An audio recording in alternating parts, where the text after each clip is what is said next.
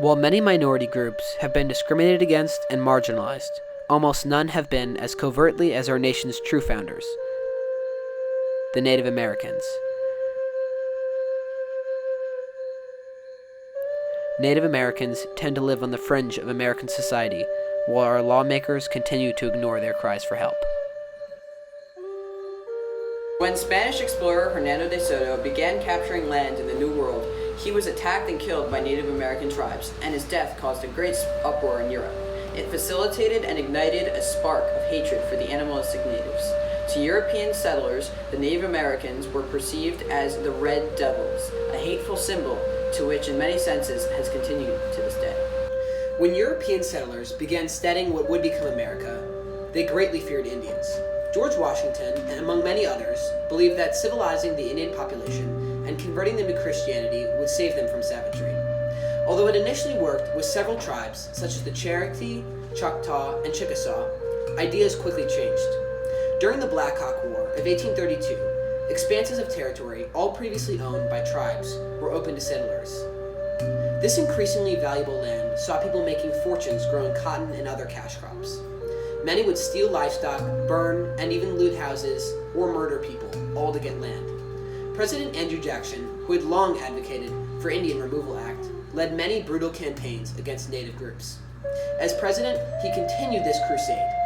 Laws were supposed to require the government to negotiate and remove treaties fairly, voluntarily, and peacefully. It did not permit the president or anyone else to coerce Native Americans into giving up their land. While in office, President Jackson frequently ignored this law and forced Native Americans to leave their own land. In 1831, the Choctaw tribe was the first to be forcibly placed into their designated land by the U.S. military. Thousands died of disease and starvation during their voyage due to the lack of resources. It was, one Choctaw leader told an Alabama newspaper, a trail of tears and death. And are these brutes, with very minimal technology living this very meager existence. We know that certainly wasn't the case. They were fully modern humans. They had the same cognitive and intellectual abilities as all of us. This clear marginalization did not disappear with the past. In fact, it remains prominent to this day. Treaties are regularly ignored by American leaders, and Native Americans are discriminated against in America's judicial and educational systems. These modern natives are confined to small plots of land, called reservations, and are regularly subjected to slow economic movement. The reservations see many jobless and large groups of addicts. With poor education, most young ones never leave the reservation. In the minds of Americans, Native Americans remain one of the few groups that continue to be subjected to sports teams, mascots, chants, stereotypical logos, and labels and advertisements. In the case of the Keystone Pipeline, stretching from Alberta, Canada, through to Nebraska, the State Department, along with Donald Trump, have approved massive oil construction projects to take place on native land. The fact is that this $8 billion investment in American energy was delayed for so long, it demonstrates how our government has too often failed its citizens. Today we begin to make things right and to do things right. They've also granted TransCanada, the owner of the pipeline, special permission to get another permit. These intrusive and often dangerous rigs have been placed without consent of the tribe board members, and they act in direct violation with the U.S. government promises to the tribes. The American education system also neglects our Native American population. Despite great strides being made in education within the last several years, the Education Trust reports that still one group stands apart.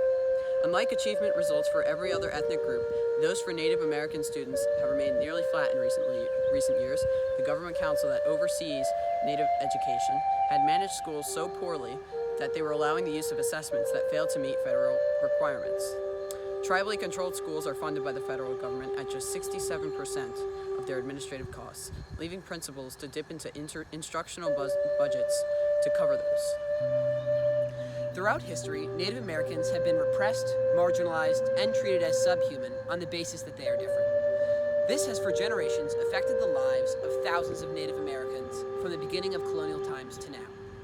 While this group has fallen behind educationally, infrastructurally, and economically, there is hope. It takes funding of local projects and handing control over to tribes in order to begin the process of removing Native Americans from marginalization. In addition, the United States government should hold true to their promises in order to respect the land forged by their Native American counterparts so long ago. With this will come change and a redefining of what it means to be Native American.